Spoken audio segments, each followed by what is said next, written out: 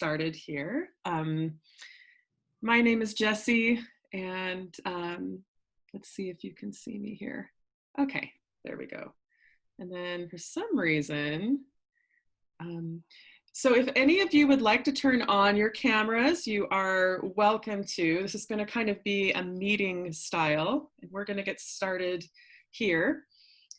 So good morning. My name is Jessie Jones, and I am the volunteer coordinator for Coast Watch. And I'm going to say just a couple of things about Coast Watch for those of you who have not been to one of our webinars before, and then we will get started with Rebecca and some introductions to all of you. So good morning. Thank you for being here this morning. As I said, my name is Jessie, and I'm the Coast Watch volunteer coordinator.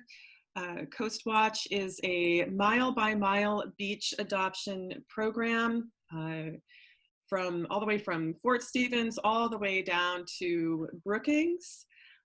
We ask our volunteers to walk their mile at least 4 times a year and provide some basic data.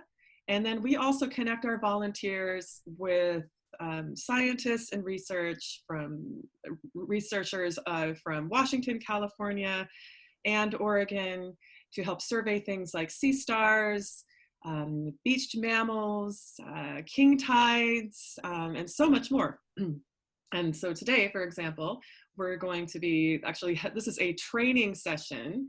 And typically we have had webinars throughout the quarantine, but this is our first sort of Zoom meeting training. And so all of you are joining something kind of new, and we will continue these. But normally for the webinars, our participants and attendees, you can't see each other, but today we thought it might be great to be able to just kind of be in a casual sort of meeting session. So very quickly, Oregon Shores Conservation Coalition is the umbrella organization of Coast Watch, and Oregon Shores has been around for decades helping to protect our coast. You can learn more about Oregon Shores by going to oregonshores.org, and then after this training this morning, I will put up a slide that has my information as well. So. That does it for me, and I'm going to introduce Rebecca Mostow, who has just gave a great presentation on June 15th with us, and then also she gave a presentation just last week with the Webbs group in Netarts. Is that right, Rebecca? At the Hatfield Marine Science Center in Newport. That's right, but was it a virtual? It was a webinar, yes, in Newport. In Newport, right, okay. Yes. Well, wonderful. Well, we're excited that a few of you have joined. Feel free to turn on your camera if you want and join in, and Rebecca is gonna take it from here. I'm going to kind of go away now. Yeah, thanks, Jessie, and hi, everyone. It seems like this is a nice small group, which I'm pretty stoked on. I think that means we can do kind of a more informal setup and just talk about these beach crafts a little bit. So we'll start with just some introductions, and then we'll dive into more stuff. So thanks to everyone for being here. Thanks to Jessie for coordinating, and to Coast Watch for being such cool partners in this project. What we're going to do today is we're going to start by doing some introductions. So we'll introduce myself, but then I'd love to hear about you and like why you want to do this and who you are and where you are based out of, get some sort of background info. And we'll also do a little introduction to the system. So we'll talk about the dunes and the beach grasses and what's out there. Then we'll talk about beach grass identification. So we'll get a little bit more into the nitty gritty of how to identify these beach grasses that are out on the coast. We'll talk about when and where to search for the hybrid beach grass. So some like fun details about when's the easiest time to find it and where are you most likely to find it, and sort of how to look on the beach, how to sort of develop a search image for this hybrid. We're gonna spend kind of a good chunk of time talking about iNaturalist, which is the social network that we're going to use to record all of our observations of beach grasses. So if you've never used iNaturalist, I think that'll just be a fun takeaway from this training, get you set up to use it in the future.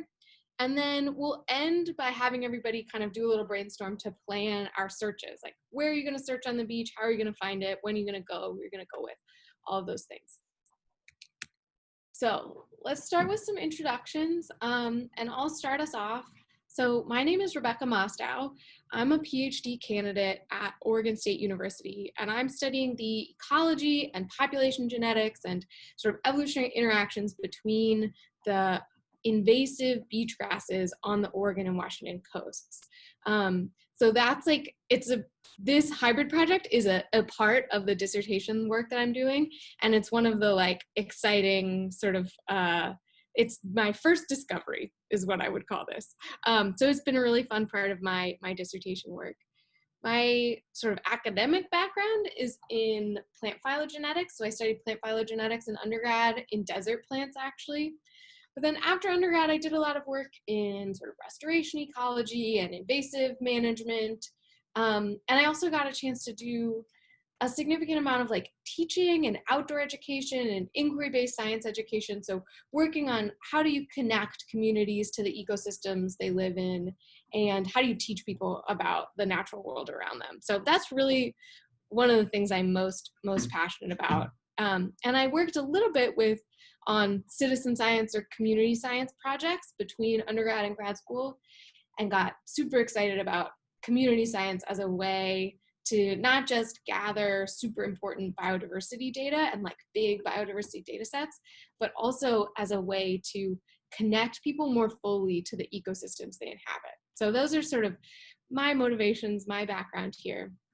And I would really love to hear from each of you, like who you are and how you found out about this project, and kind of importantly, whether you went to one of my webinars before. So if you came to the Coastwatch webinar or the HMSC, the Hatfield Marine Science Center webinar, that'll just give me some information about your background. So if you don't mind unmuting yourself, and if you're comfortable, you can turn on your video too, and we'll just go around and say, yeah, introduce yourself. Let me know if you've seen one of those training or one of those webinars about the project, and tell me a little bit about like where you're based and why you're interested in this. Oh yeah, you can't really go around in a circle in Zoom very well. So I'm just gonna call on people. So why don't we start with Glenn, because I can see you and you were first to arrive. Do you want to introduce yourself? My name is Glenn Marquardt. I live in Seattle. I'd rather be on the Oregon coast, but for various and sundry reasons, I'm here. So in terms of doing surveys, ocean shores, Long Beach Peninsula, I'm very familiar with, and logistically, that would be a lot quicker and closer to my preferred area of Depot Bay, but anyway, I'm not quite sure how committed I am. There's the logistics part of it, there's the COVID part, things like that. I have seen your two previous presentations, saw the one 2 weeks ago, which got me really interested because I thought there was only one invasive, and now there's two invasives and hybrids, and all kinds of other doors got open. So I think I have a good background. I'm currently trying to figure out how much interest and time I would have to devote to it. If I lived in Ocean Park or Ocean City, be a no-brainer. Sweet. Okay, well, thanks, Glenn. That's good to know. And thanks for being here. Can we move on to your R feathers on my screen?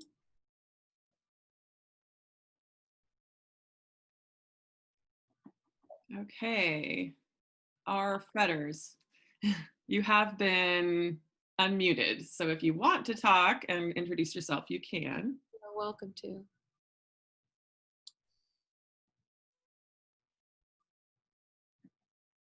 Silent. Oh, no audio. Oh, okay. Okay. Can you type a little intro? Yeah, feel free to type a little intro and then we could move on, Rebecca, Yeah. if you would like to. Yeah. Randy, can you introduce yourself? Hi, I'm Randy Dana. I work with the Oregon Coastal Program. I'm a geographer for them. I saw your presentation, the Coast Watch version of your presentation, and I've been interested in botany, and my wife would like us to go to the coast soon, so I thought it'd be nice just to have something else to do besides walking down the beach. Sweet. Cool. Great. S. Friedman, could you introduce yourself?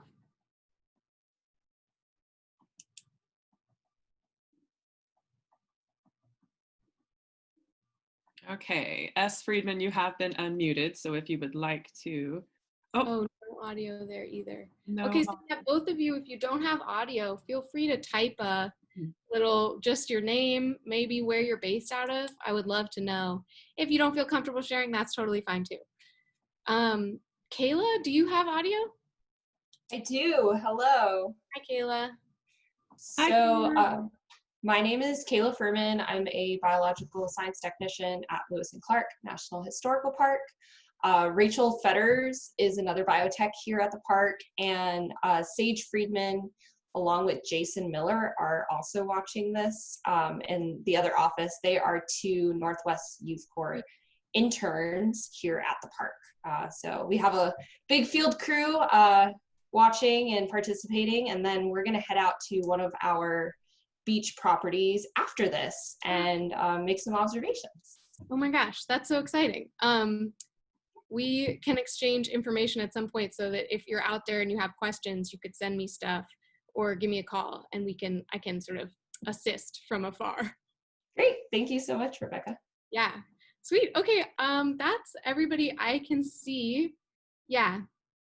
Again, if you weren't able to introduce yourself on audio, feel free to just type it in there, or you could send me a little email afterwards, anything like that. It's great to see everybody. And again, thank you so much for being here to do this training.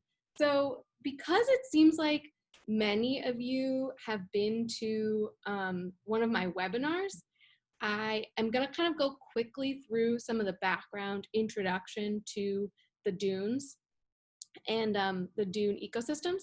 And because it seems like a number of people don't have audio, I think what I'll ask, there are a couple of times when I'm going to ask you to sort of interact with me during this training.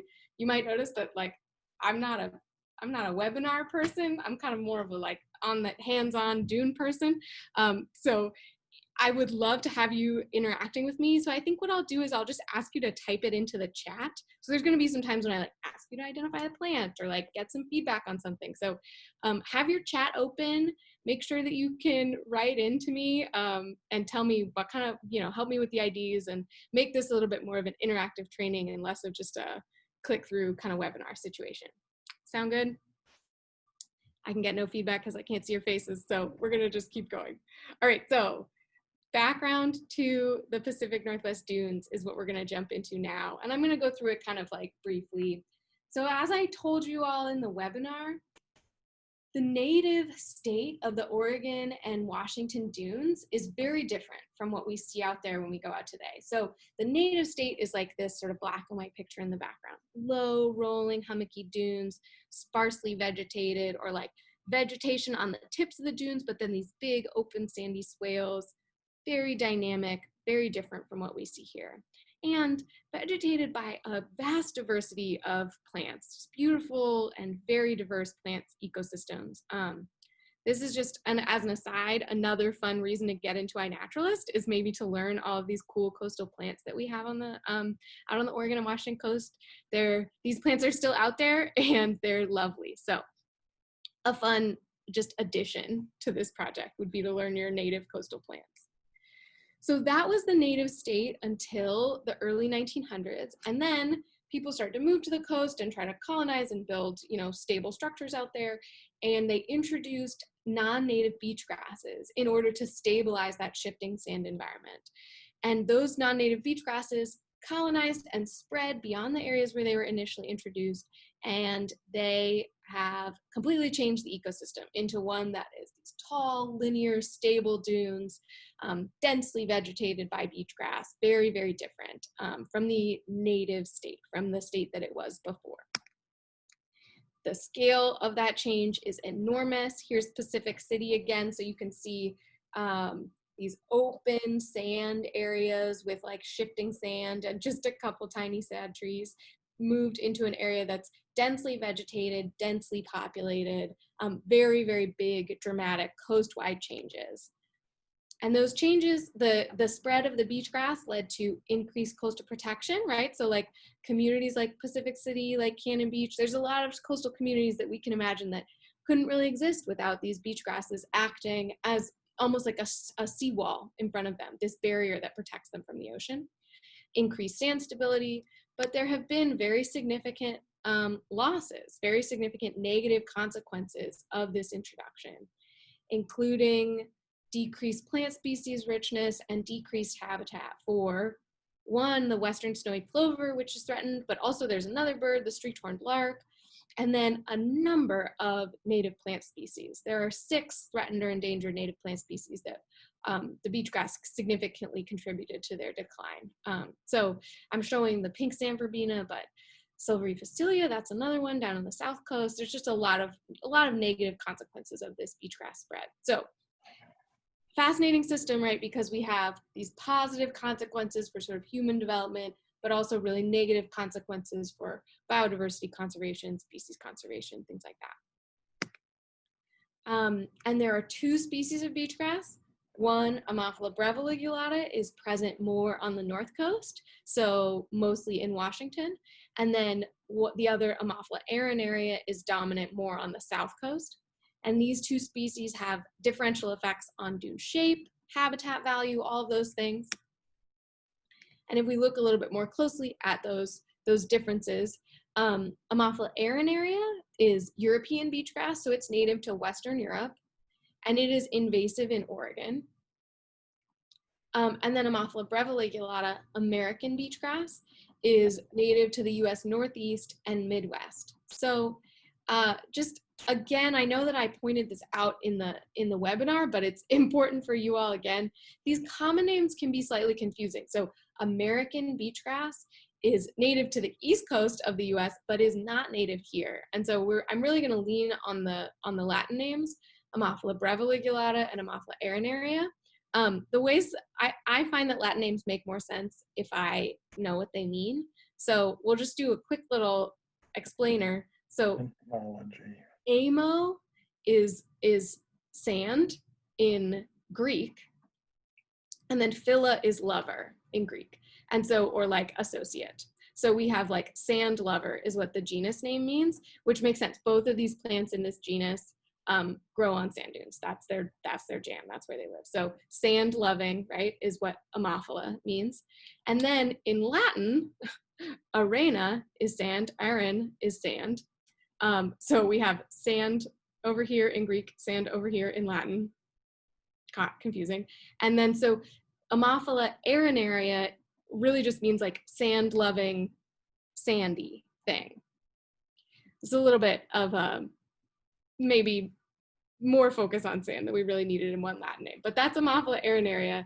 And then Ammophila breviligulata, brevi means short, and ligulata means liguled, right? And so this is our short liguled species, which the ligule is like the way that we can tell these 2 species apart. And it is the sort of membranous tissue between the leaf blade and the stem of the plant. And in Ammophila arenaria, it's really long and pointy. And in Ammophila breviligulata, it's really short and flat. So brevi, short, ligulata, liguled. So now we can see that these Latin names, they actually mean something, and they can maybe be helpful for us, whereas the common names can be pretty confusing. Okay, so these 2 species, they look slightly different, and they have differential effects on dune shape and dune plant communities. So Ammophila arenaria dunes tend to be taller and steeper, and that is because of the growth form of the plant. So Ammophila arenaria grows more densely and more vertically, and that is what builds the taller, steeper dunes. Whereas Ammophila breviligulata grows more laterally, less densely, so it builds these lower, shallower dunes. And Ammophila arenaria tends to have greater plant species richness on the dunes that it dominates. Lamus mollis is another species of grass you're likely to see out on the coast. It is our native beach grass, our native dune grass, excuse me, and its Latin name, or its common name is American dune grass. So contrast that, American beach grass, Ammophila breviligulata, invasive, American dune grass, Lamus mollis, native. Too confusing, can't go there. So Lamus mollis is our native dune grass. It's lovely. It builds these sort of very low hummocky dunes. Remember that picture I showed you of the native system? This is the plant that builds those dunes. And it builds these really sort of low hummocky dunes because the stems are widely spaced, has really, really high plant species richness and high habitat value. So it's a very cool plant. So that's like the just rapid fire. That's what we did last time in the webinar. And here is a picture of those three grasses that I just talked about, all occurring on a dune together in Oregon. So on the left, look at that plant on the left. You see that it has stems really tightly spaced close together, thin leaves, and this is Ammophila arenaria. And then in the middle, we have a plant with really thick leaf blades, just one stem kind of by itself, sort of a blue sheen to it. That's Lamus mollis. And then on the far side, the only grass that's left, it has these sort of more widely spaced stems, so less tightly packed, sort of thicker stems, thicker leaf blades when compared to this Ammophila arenaria, and that is Ammophila breviligulata. So we're gonna dive into that, how to identify these plants in a little bit, but just as a note, they can all co-occur on the dune together, which is pretty neat. All right, so there's one more grass that we're gonna talk about today, and that is the hybrid Ammophila. So the hybrid between Ammophila arenaria and Ammophila breviligulata. And as a reminder, a hybrid is the offspring of parents from two different species. So not a Prius, but a mule, right? Or some kind of hybrid food that you might encounter in the grocery store. So those are unnatural hybrids, but there are actually tons of natural hybrids in the world too. So here are just a couple examples of hybrids that form in nature pretty regularly. Here's another example. So this is Ammophila arenaria crossed with Ammophila breviligulata, our hybrid beach grass. This hybrid was first found in 2012, but it took until 2019 for us to really verify that it was in fact a hybrid beach grass out there. So that is what that's the story that I told in that first webinar, is about how we figured that out. So we know about this hybrid, but we don't know how the hybrid is going to affect dune shape, plant biodiversity, plover conservation, coastal protection, any of those things. We really don't know. And so to understand the effect of this hybrid on the coast, we need to know how much there is out there. To understand how it's affecting the shape of the dune, we need to have lots of sites where we can go and look, okay, there's a hybrid here, what is the shape of the dune? To understand how it's affecting plant biodiversity, we need to have sites where we can go and survey the plant biodiversity co-occurring with the hybrid. So this mapping project, although it's sort of a basic understanding of the system, it is critical for our understanding of how this hybrid might affect the coast. And just remember that I told you that like these grasses build the dunes that are sort of iconic on the coast. You know, they are what we think of when we think of the Oregon and Washington coastline. So it's very important for us to understand how much of this hybrid is out there and what effect is it's having on the ecosystem. So the goals of this project are to map the range of the Ammophila hybrid and to connect volunteers and community members with the coastal dune ecosystem. So the next part of the presentation, we're going to jump into sort of grass identification.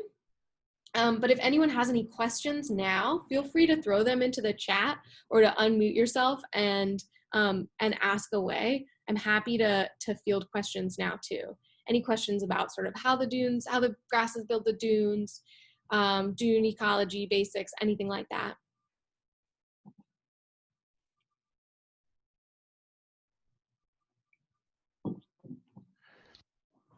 This is Randy.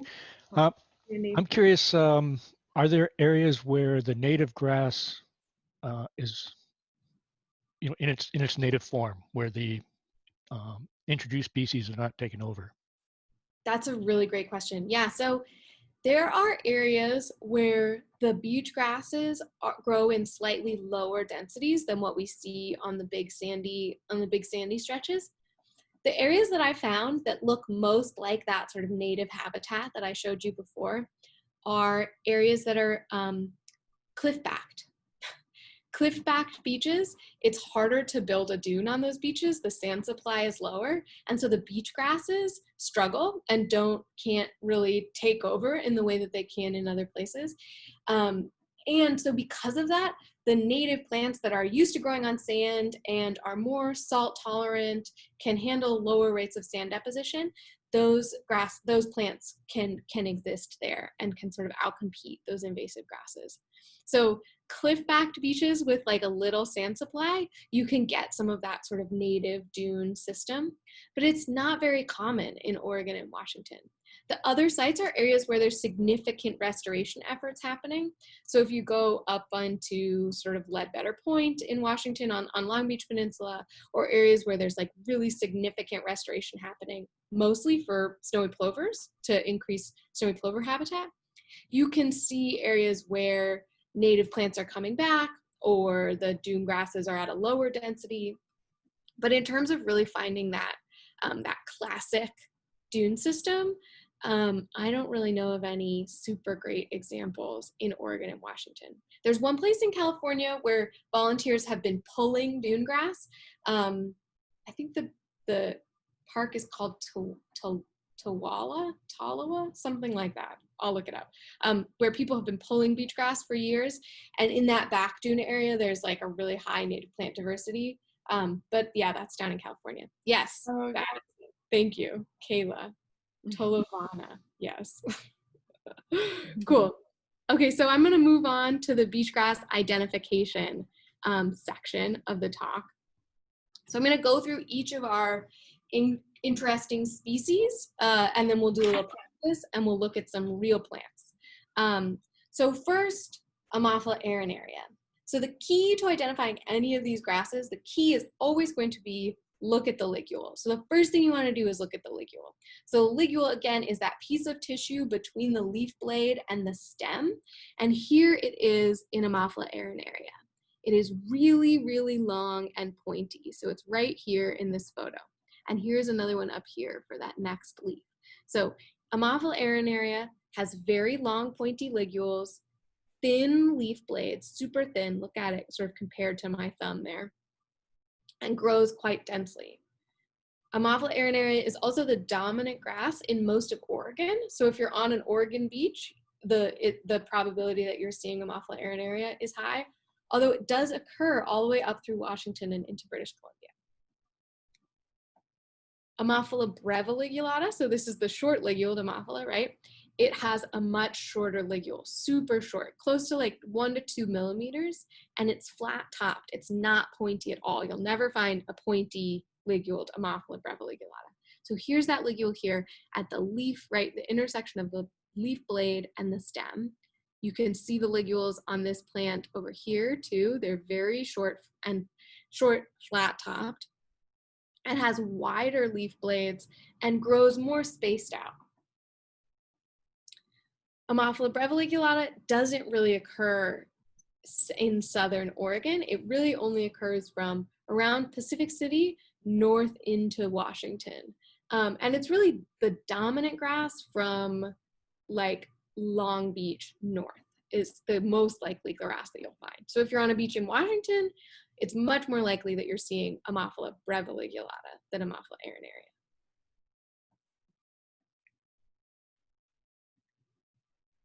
The next species is Lamus mollis.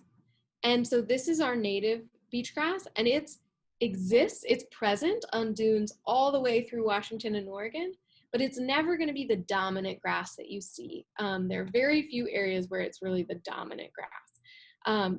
It is really notable because its leaf blades are very wide, so much wider than the Ammophila arenaria, Ammophila breviligulata blades. And it has a very prominent midvein, which is just like a rib along the sort of center of the leaf blade running like this. And it often has a sort of blue, a glaucous, like a waxy coating that makes it look sort of blue-green in the light. So it looks quite different from the beach grasses, from the Ammophila grasses. And it basically has no ligule, super, super short, less than 1 millimeter. You can sort of see this ligule right here, very, very small and thin. So when you're looking, I guess I skipped the hybrid. So here's the hybrid beach grass. The hybrid has only been, this is the Ammophila arenaria, Ammophila breviligulata cross, and it's only been found between Ocean Shores and Pacific City. So this area where the two beach grasses overlap significantly in their range and overlap, sort of co-occur on the dunes together, this is where we're finding this beach grass. And we'll talk more about the range later. It has an intermediate length ligule, so about 7 millimeter ligule, not that really long pointy one, not a very short flat one, but this intermediate length ligule. It has intermediate width blades, and it often has very, very dark stems. This is something I've been noticing. It's not always like this, but often it has these really dark stems, almost, they're purple, but they're almost black when you see them in the field. So that's another thing to keep an eye out for. It also often has tons of dead material piled on it, which is something we usually only see in the back dune in these grasses, but for the hybrid, it does seem to sort of accumulate a lot of just dead leaf material. So a reminder, to identify the grasses, we compare the ligule length, so that tissue between the leaf and the stem, the leaf width, kind of a secondary character.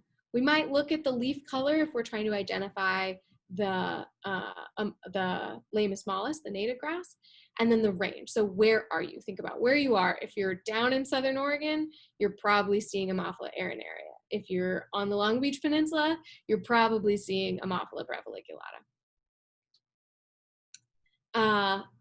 Okay, so now we're gonna take a break from this slideshow and we're gonna look at some real plants. So I'm gonna stop my screen sharing and you should sort of, I should be the main thing on your screen. If I'm not, you can click the little three, there's like 3 dots, right? 3 blue dots next to my face, and you can say pin video if I'm not showing up as sort of your main central screen.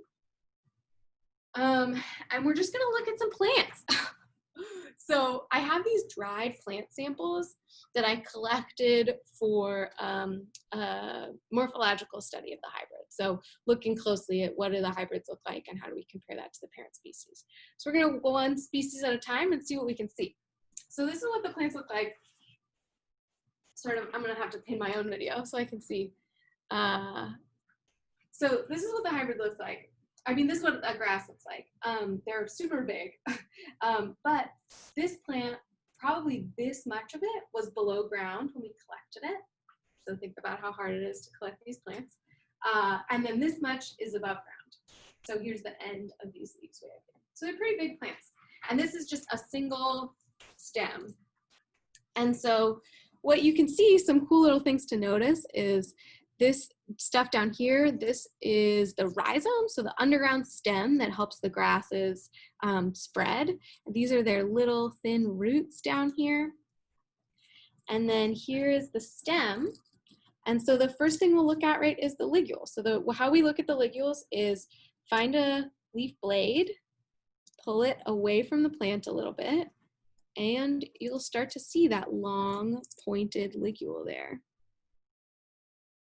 So this grass has a very long pointed ligule, thin leaf blades that are actually all the way rolled up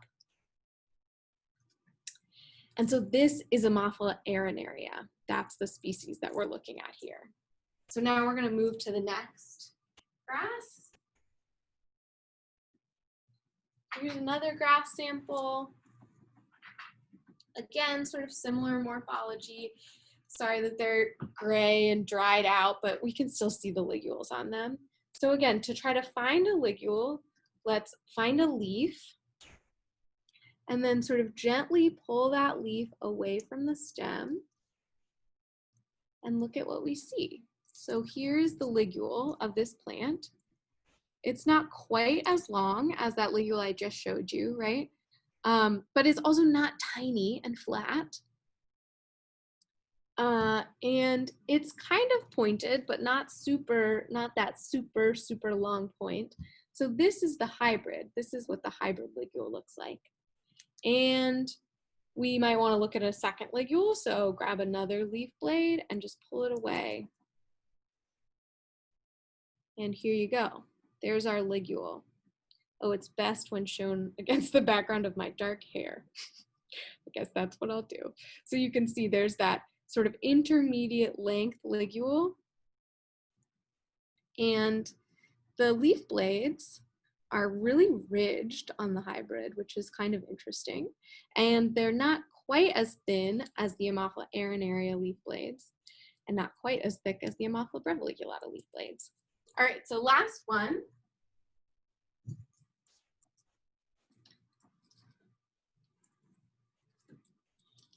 Here's another plant sample.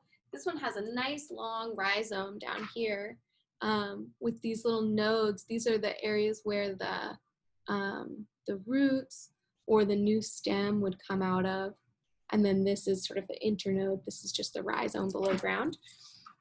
And we can look at the ligules of this plant too. So notice that the blades on this plant are very wide, almost like my whole nail width on this plant. So really wide leaf blades compared to the other two. And we want to look at a ligule, so we take a leaf, pull it back gently, and see what we see. This one has a ton of sand in it, so it's hard to tell. So maybe we want to look at a smaller one. Here's one. So we pull, again, gently pull the leaf away from the stem and just look at that junction between the leaf blade and the stem. And this is Ammophila breviligulata, and you can tell because it's very, very hard to see that ligule. It's super short and flat-topped. Okay, does anyone have any questions about grass identification? How we tell the difference between these species? This is Jessie. I just wanted to just to remind folks that you don't, just in case anyone was confused, you know, because you never know, but you don't need to pull the plant out of, you were showing them because you've been doing a project, which maybe you'll talk about, but just so everybody understands, like, you don't need to pull and look at its roots and all of that. Just we're working above ground. Yeah, great note, Jessie. Thank you for pointing that out. And these photos that I'm showing, right, these are plants that we didn't pull out of the ground, right? These are plants that we're just looking at what happens to be sticking above the ground right now. So that's a great note, Jessie. You can totally identify these grasses in the field in the moment without pulling them up. Yeah. And something else that helped me when I was out in the field with Rebecca, which seems like ages ago, right before, well, just as the quarantine was really starting to come into play, something that helped me was that the breviligulata, it looks like it's been cut off. Like, yeah. I kept looking and I was like, well, it's not there. And so, yes, it's short and it's flat. And those are both helpful hints, but also it just looks like, when you look at it, it just looks like it's been clipped off. And you're like, oh, is that it? Yes, that is it. That is the little, very short ligule. So that helped me just in my mind thinking, okay, it looks like it's been clipped. It looks like the inside of the leaf blade has been clipped. Totally. Yeah, that's a great note. And you wrote this in the chat, but yeah, it's really good if you're not sure, check another ligule, keep looking at the different leaf blades. You don't have to just look at one. I always tell the undergrads who work with me, like you should always check 2 ligules, because what if something weird happened to that first one before you are like really sure what's going on. Okay, Glenn has asked, you have an example of Lamus mollis? I don't. So for this study, we only did the non-native grasses, but I'm going to show some more pictures of Lamus mollis, so hopefully that'll help. All right, let's do a little bit of practice. So this is the interactive part. If you can sort of get your fingers ready at your keyboard, let me know. We're going to show some pictures of grasses, and you type in what species you think it is. Okay, so here's a grass example. It is growing not very densely along this dune. Here's a picture of the leaf blade of the stem, and here's the leaf blade. And you can see this is the auricle, which is a funny like part of the plant, and the ligule is sort of invisible, tucked back in there. So what species do you think it is? Anyone else want to get? We have 2 guesses of amber. Amber, very good. Yes. Oh, and other people are using these species codes, which is AMBR is the species code we use for amber, just AM for Ammophila, BR for Breviligulata. And then AMAR is the species code we use for Ammophila arenaria. So you can use those if you want. So great job, everyone. Yes, this is Ammophila breviligulata. All right, here's another one. We have a patch of grass. It's growing kind of separate from the rest of the dune. It looks, that's making this little hummock. It's fairly dense. And then here is a picture of the flowering stalk that we saw, which was exciting. And here's the ligule.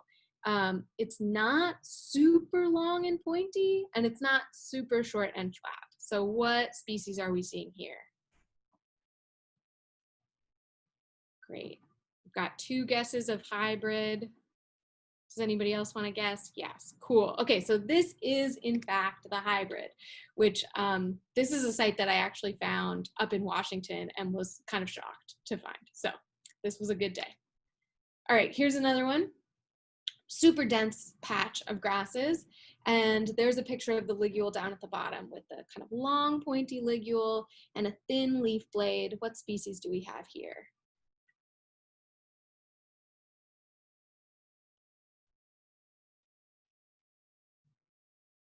Cool, we've got a couple guesses of Ammophila arenaria.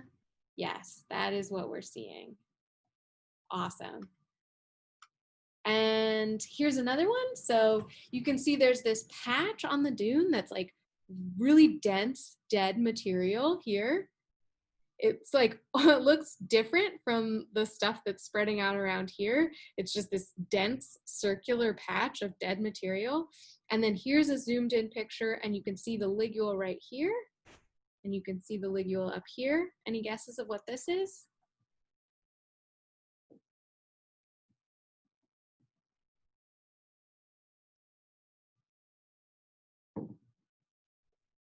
We have 1 guess of hybrid, question mark? A guess of amber? Anyone else want to guess? This is maybe a trickier one because I haven't like zoomed in as much on the ligule, but you can see that the ligule here is not super short and flat, but it's also not super long and pointy. If it was Ammophila arenaria, the ligule would be coming like almost all the way up to here. So yes, this is the hybrid. And this is a character trait I'm gonna point out to you, is this very dense stand of like dead grass on the toe of the dune. This is like what's going on here, and then you look closely and you have the hybrid. All right, last practice one. Here's a grass that's growing very spread out on the dune, and when you look close, it has these wide leaf blades, a sort of almost a waxy coating on it. What species of grass is this? Yeah, native beauty, yes. Yes, this is our beautiful native Lamus mollis. It used to be Elamus mollis, and so then we got to call it Elmo, which I really enjoyed, but now we call it Lamo, which is less fun. So this is Lamus mollis. Great job, everyone. So that's all of our grass identification time. Now we're gonna spend some time talking about how to search. And like really where to look and how to search. So when you're searching the beach for the hybrid, and you're out on the beach, you're trying to identify what plants are out there. The first thing I would have you do is just identify the first grass that you see. Just identify the grass that you happen to find on the dune. Because these dunes are almost always dominated by one species, you're likely to identify a grass, and then that is the grass that's the dominant beach grass on the dune. So identify the first grass that you see and kind of keep identifying as you walk along to make sure that, like, okay, most of this dune is Ammophila arenaria or whatever. And then as you're walking along the beach, I usually walk along the toe of the dune or along the beach close to the dune. As you're walking along the dune, look up for patches that look just weird or different. Anything that is not the uniform dune that you're used to seeing, that's where you need to stop and investigate. So I always look for patches that are more dense. That's almost always going to be something interesting. You can also look for patches that are less dense, but less likely to be super exciting. But yeah, look for patches that are more dense. Look for those really, really dark stems, and look for areas where there's tons of dead material piled up. Anything that is striking you as different from what you're seeing as you're walking along, that's a place to investigate. You want to search in the range overlap between the species, and I'm going to show you a little bit more about that. You want to go when the hybrid is flowering if you can. So there's a period of time when only the hybrid is flowering, so we'll get into that. It's in July. And then super importantly, when you're looking for the beach grass, you need to follow all the rules of the beach. And so those are rules right now might be like some beaches are closed because of the coronavirus. And so absolutely, you need to follow those beach closures. Don't be going out to beaches that are closed. Follow social distancing guidelines. So if you are outside by yourself, make sure to be keeping distance from whoever else might be being on the beaches. We need to be doing this survey in as safe a way as we possibly can. And then finally, pay attention to plover closures. So I'm asking you to go out onto the dunes during times when there could be nesting plovers in your area. So I'm going to show you some maps that'll help you understand where plover closures are likely to be. But I'm really asking you to be aware of what the signage on your beach says. If it says, don't go on the dry sand, stay on wet sand, do that. We do not need to find this hybrid so bad that we were going to disturb any birds. That is not what we're doing, right? It is so important that we don't impact plover nesting areas. Plovers are really important birds that a lot of effort is going into protecting them. And so we are never going to cross those little, if you've ever seen those little rope barriers keeping you out of nesting areas, none of that, right? Like, it is not more important to look at the grass than to follow the rules about plovers. So we'll talk about that a little bit more later. So I said how to search, right? Look for weird areas. Here's an interesting weird area. So there's 3 different things happening here. There's an area back here, really bare, like very sparse stems growing in here. Then there's an area here, sort of intermediate density stems, and the stems almost look like lighter green. And then back here, these hummocks, and then this foredune here, this very steep foredune, there's a different plant happening here. So you think in your head, like, what could those 3 different things be? Just for a second. And I'll show you. So this patch in front of us, this is Ammophila breviligulata growing at sort of an intermediate density. Then in the middle, that's Lamus mollis, sort of growing in the middle of the dune in this weird patch. I don't know how that happened. I suspect some human intervention potentially happened here in this flat area.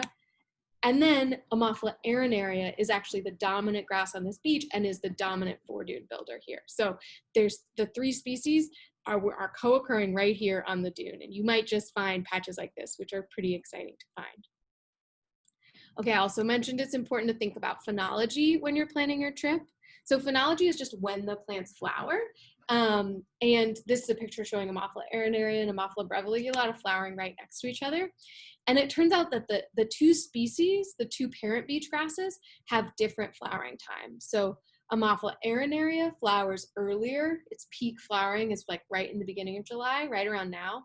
And then Ammophila breviligulata flowers later with a peak flowering around late August. The hybrid starts flowering like right now. So the best chance of finding the hybrid is in that time when the hybrid is increasing its flowering, Ammophila arenaria flowering is decreasing, and Ammophila breviligulata flowering just like hasn't really started yet. So right now through around mid-July, mid to, 3/4 of the way through July, this is like peak hybrid searching time. So if you go out on the beach right now and you look for plants that are just starting to flower, so the flowering stalks are coming out and there's the stamens or the sort of male parts of the flower will be sticking out and sort of dusting in the wind like this. They're sort of yellow and they wave in the wind. If you look for those flowers, right now, the most likely flowers are from the hybrid. And so if you just walk along the beach and check everything that's flowering, you could find the hybrid. So now is a great time to be searching. And then finally, I'll just talk briefly about the range. So I showed this graph in the webinar, but just as a reminder, so I found the hybrid all the way up in Ocean City, and then all the way down in Pacific City. So this is the zone of overlap between the two species, so dense overlap co-occurrence on the beaches. And this is where we've actually found the hybrid. And so I found, this is sort of a crude or a sort of zoomed out map. And so what I want to do is show you a slightly more detailed map so that you can see areas that you might be interested in. And maybe what I'll ask is, if you have an area you're like really excited for me to zoom in on, just send me a little thing in the group chat and we'll check it out. So this is a map of, I'm sorry that the labels are a little dark. I didn't realize that before. We'll zoom in a little bit, but this is a map. The purple are the hybrid, all of the hybrid sites. So let's start just in that Washington area. So up here in the sort of Seabrook area, here are all of the sites where we found the hybrid. So there's 4 on the map, but when you really zoom in, you can see that there were a number of sites that were sort of closely clustered and got sort of clustered into a single site. So here's where we found it in sort of that northern Washington coast area, I guess central Washington coast. So this is, Seabrook is just a little bit north of here. Ocean City, and then Ocean City State Park, and then Ocean Shores. This area along the coast in Ocean Shores, I found the hybrid at a lot of different sites, which was pretty exciting. I was not like really just there to look for it. There is a site in Grayland that's not on the map here, but we found it at one site around this area, and then we did have it at one site down here that eroded. This whole site eroded, so we don't know it's there. But this is an area that would be great to search. Long Beach, there's 2 sites in Long Beach that are known, and I would suspect that there are more. And then here's the area that I wanted to show you in the sort of Clatsop Plains zone. So here is one site that we have in Fort Stevens State Park. This is actually, if you know Fort Stevens well, this is the wreck of the Iredale. The hybrid is like right there. And then a couple sites south of here, including Sunset Beach, is our largest hybrid site that we know of. So if you're really interested in learning to identify the hybrid, I would be happy if you shoot me an email to send you coordinates of the hybrid, or even you can use iNaturalist to do that. And then you could go out and look at these sites. Sunset Beach is where you're working, Kayla. That is awesome. Yeah, we should probably set up a little call at some point when you're out there so that you can find it. That is, I have more to tell you about that site. It's very cool. All right, so going back to the PowerPoint, and I'm noticing that we're getting close to time. And so I'm sorry that I've gone a little bit over, but I think I'm gonna focus, just take a moment to talk about the plover management areas, and then we'll go straight into iNaturalist and do a quick iNaturalist overview. So I mentioned that it's very important that we stay out of the plover areas, and I just wanted to highlight some of those restricted zones. So this is just the northern Oregon coast. There's restricted access in Fort Stevens. There's going to be some restricted access at Nehalem on the Nehalem Spit in Nehalem Bay State Park, restricted access in Bay Ocean Spit, and South Sand Lake. These are areas where like plovers are known to nest. There's almost certainly sort of those rope barriers on the dunes, and people will be restricted to the wet sand. Absolutely, you don't need to look for the hybrid there. You should not look for the hybrid there. Don't go there. Leave the plovers alone. We'll look for the hybrid when they're gone. There are tons of areas on the coast where plovers aren't nesting and where the hybrid is likely to be. So those are many of these more developed beaches. So developed beaches are not that good of habitat for plovers and are much more likely to have both species been planted together. So focus your energies on these developed beaches instead of on those sort of more natural spaces where the plovers are going to be this time of year. You're more likely to find the hybrid and you're less likely to run into any plover closures. So I'm happy to field any questions about plover closures after this. I'm gonna just stop this screen share and get us into the,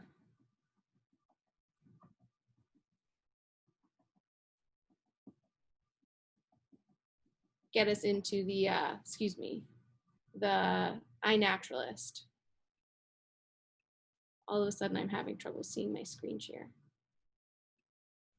bar. Do you need some help, Becca, or? Yeah, can you kick me out of the screen share? Let's see. That little help bar disappeared, you know? Did that do it? Ah, yes, okay.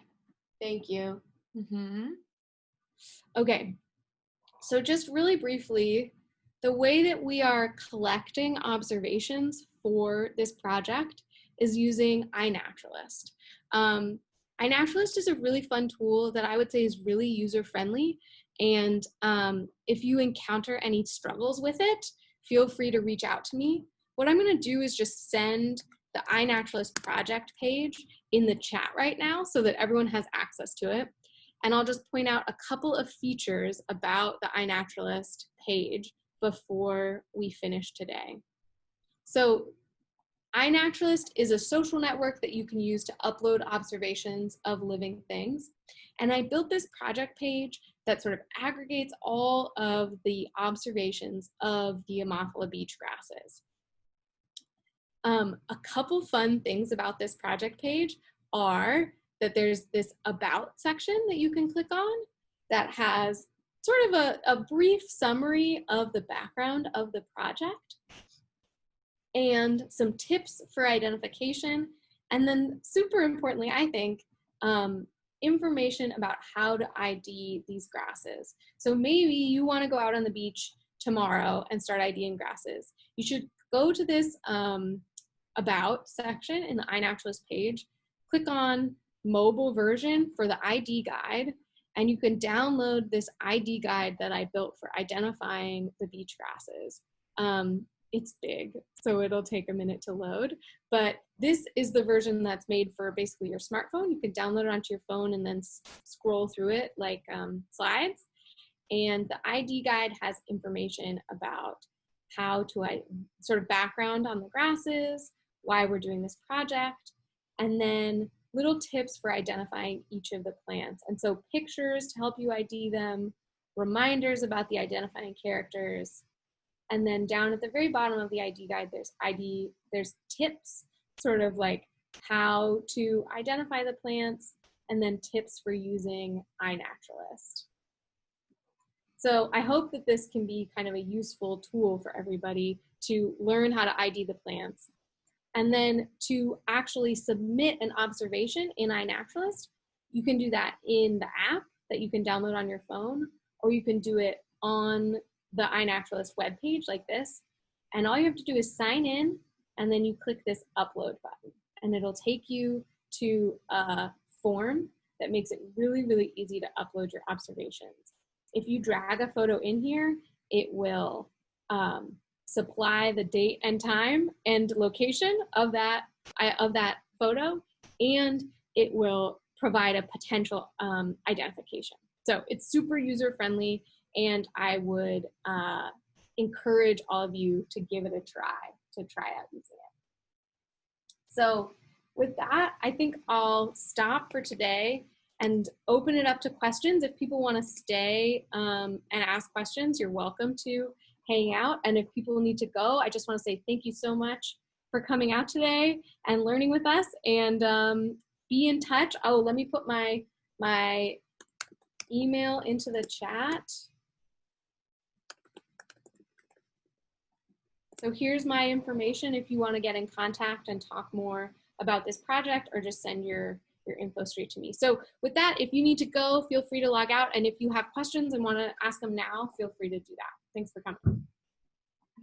Okay. I'm going to just quickly, let's see here. Yes, if anyone has any questions,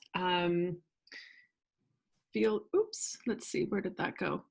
Oh, it looks like, okay. Thanks for coming, Kayla.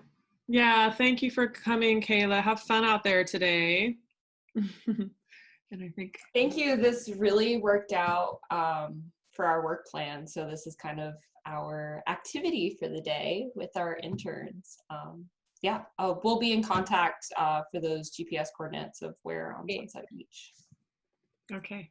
I'm sending you, Kayla, I just sent you my phone number so you can get in contact if you need to as well. Great, thank you. Okay. All right, any other questions coming in? There is a question. Oh, go ahead, Jesse. Did you see the question? Are there any other common grasses that we might get confused about when IDing? Totally. There are kind of a million, sorry, not a million, but there are a number of annual grasses.